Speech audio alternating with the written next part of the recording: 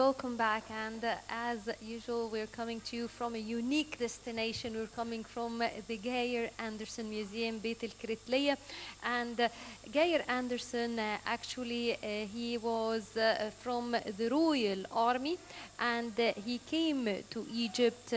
And in 1907, he joined the Egyptian army. He actually became later on also even the one responsible for the recruitment in the Egyptian army. Then after that, he went and joined the Ministry of Interior. He even later on became the advisory and the representative of the British here in Egypt. He came to this house in 1935. Originally, the house, we have two homes, one 16th and one 17th century. And he turned it into a beautiful museum because he had a wide collection in it. Of course, at that time, he was living in it. And when he left Egypt, he donated the homes to the Egyptian government. And we will be learning more about him. We will be learning more about these beautiful homes. And I'm happy to have with me Miss Ibtesam Mahmoud. And she's an archaeologist and a curator at the Geir Anderson Museum. Welcome with us and good afternoon. Ms. Ibtesam, can you... Welcome, Madam Rasha. Yes, hi. We need a background about Beit el-Kritliya or Geir Anderson Museum. How many rooms, the story of this historical, monumental place. First, we can say about who built this house.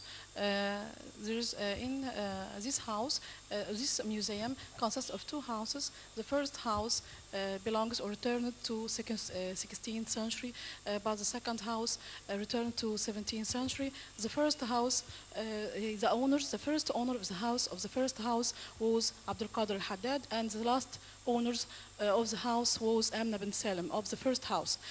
But the second house, the first owners of the second house was Muhammad ibn Salim ibn Gilmam al-Gazzar, and the last owner of the house was a woman from Crete Island named Zainab Kritliya, and so the museum called also Kritliya Museum. We can say about the rooms in the house. There is a lot of rooms in the house, like Indian room and Chinese room. In the second house, Indian room and Chinese room and Damascus room and Turkish room, Pharaonic room. We can say also celebration room in the first house. There are a lot of legends about this house, like good snake and the magic well, there is a lot of legends again, like landing of Noah Ark, and Ahmed ibn Tulun built his mosque. Yes, indeed. It's worth mentioning that Ahmad ibn Tulun Mosque is way much older than the two homes. He built it on the hill of Yashkur, where you've said that it's associated with a lot of legends. And then the homes were built adjacent or reclining on the enclosure wall of the Ibn Tulun Mosque. Now, these actually homes are in the Ottoman style, the Turkish style. Yes. And definitely Turkish architecture is very different. So would you tell us a bit about the most common features in a Turkish house? There's a wooden bed. It's very nice, and all the walls from wooden, and it's very nice. In the wooden walls, there is a poem about Prophet Muhammad. Thanks about Prophet Muhammad. He is a good man. I love Muhammad. He is a prophet from Allah. Yeah, and I guess also that a characteristic feature of the Ottoman house is that in addition to the open courts, we have the haram lake for women, we have the salam lake, there are a reception room where beautiful fountains.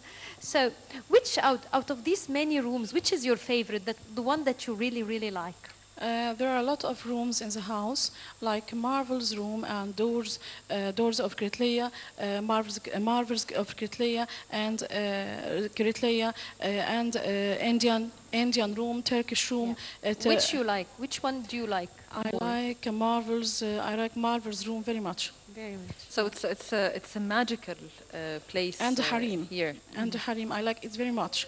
It's a magical place. It's a very old place. Since when it was built? Since one was built. Yeah. I When it want- was 16th built, and this place. 17th century. In 19, this house was built inside the 17th century, Yeah. but the first house was built in 16th century. Yeah. Well, definitely, this is a very beautiful place when we look at it. And it's interesting because of even the roof. There is a garden in the roof. And Yes. behind us, we have the tray. Would you tell us a bit about this tray? Where does it go?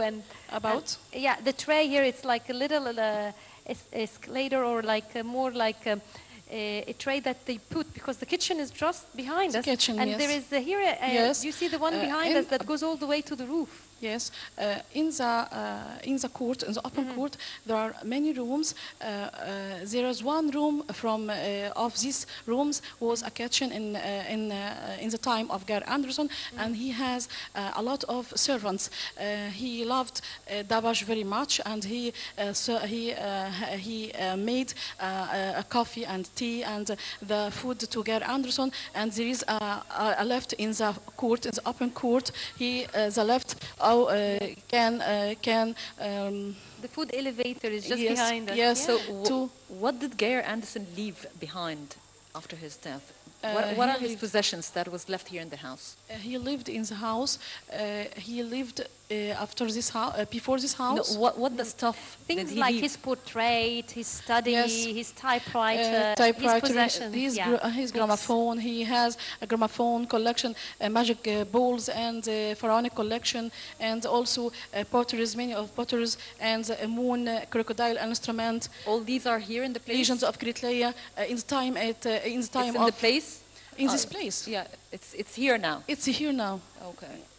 Yeah, it's a really beautiful place, and when we look at it, it's amazing because it has a diversity. We have the Islamic homes, then we have different rooms, as you've mentioned, the Turkish room, the Chinese room, the Damascus room, Okay. and then we have the British dining room, and as well as the study. It's very, very diverse. Now, I understand that as curators, sometimes you take visitors around. Yes. And you explain to them. So usually, what's the impression of the visitors when they visit the room, and usually what's the comments they tell you? I have many of the children. I have with them many workshops in the house. We can visit the house. As first, we can visit the house, and we can painting with us photos of Geir Anderson or any instrument or any monuments of the house. And they loved the house very much, and they wanted to visit the museum every day. What is also interested about this place? We can say about the place is there are many films happened in this or showed in this house, like جواب اعتقال وإسلامة, the spider, the James Bond, the spy who loved me, and شفيقة متولي. Oh, so it has so many things to offer. It's not just Yes. the history, but also you can talk about movies and shooting and adventures. Yes. Now, for yourself as an Egyptologist, and of course you're a graduate of the Faculty of Archaeology, you've studied Islamic architecture. Before coming here, did you know about it? And tell us a bit about your feeling as a person who studied Islamic architecture, about the richness of our cultural heritage. How do you see that? I can speak about the house before it restored. In 19th century, the Egyptian government started to make expanding to the area of the Mosque Ahmed Toulon, but she left this house because it considered this house one of domestic Ottoman domestic architecture. Yes. So you said that there are many rooms here, the Chinese room, the Turkish room, and so tell us more about these rooms. Why there are many rooms in here? And Many rooms here? Why there are many rooms in here, the Chinese, the Turkish, why? Geir Anderson, What's the reason?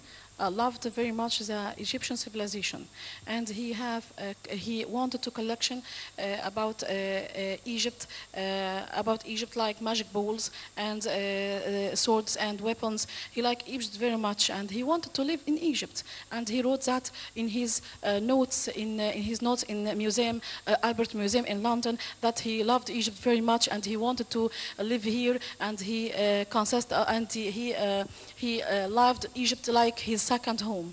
Now, one of the most characteristic features of an Islamic house are the mashrabiyas Yes. or mashrafiyas. Now, would you tell us a bit about them and the beauty of them? Why do we call them mashrabiya and so on? The history of it. We can say we can found mashrafiyya in haramlik room. The woman can see the street, but anybody in the street can say her. She can put the basket to her servant and put her the greens or anything she wants, but anybody in the street can say her. And mashrabiyya to put the pottery, and the pottery will be cold to have a drink. Okay, we're going to have a tour in this place after we finish. What's the first place that you're going to take us to? We can visit the first room, the blue room, which found in it photos or pictures of the house before restoration and after restoration. And also we can visit the Sabil. It's a nice place. We can find a restoring for the Nile water, and we can see the windows which the Mizammelati is a person. He was a person, a job in here. He worked here in the Sabil, and he can give anybody in the street and our outfit Gama in the street water for free, for not for any money. Yeah. Now, I understand also that we have for the living areas, the miqad, there are two, one outside and one inside. So what's the story behind that? Are they like one for the summer, one for the winter, or are they both used at the same time? No, there is a summer room the man can sit in the summer, but the second room here winter room for winter, because we can send with a warm in the winter room. So Geir Anderson himself, can you give us a little background about him? Yes. Geir Anderson was a doctor in British Museum, and he loved Egypt very much. He came here with his army in 1907, and he wanted to rent this house from Egyptian government, and he made a deal with the Egyptian government. After the restoration of the house, he put his own collection in his house, and he made a deal with the Egyptian government. When he traveling or death, the museum the house turned to a museum and holding his name, and it already done in 1943. Now, the area for the women actually are quite interesting because we have several rooms. We have one, the sitting area and then we have the rooms that has the hideout, and there are so many galleries for women here. So would you tell us a bit about the haramlik? We can find in haramlik a lot of boxes of jewelries. We name shakmagaya. To put her rings or necklace in the shakmagaya or علبة المجوهرات box of jewelries.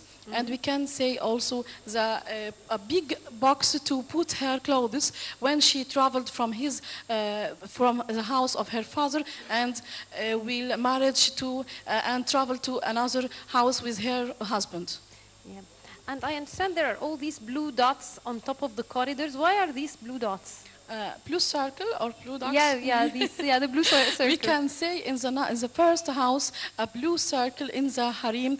We can say to protect the people of the house or the harem of the house from the bad eye, because in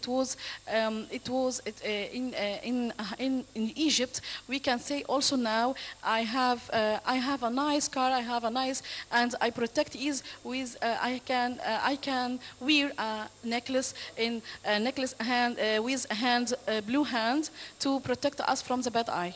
Okay, there's a big story about this place. Why this place is not known for many people? What is? Why this place is not known for many people?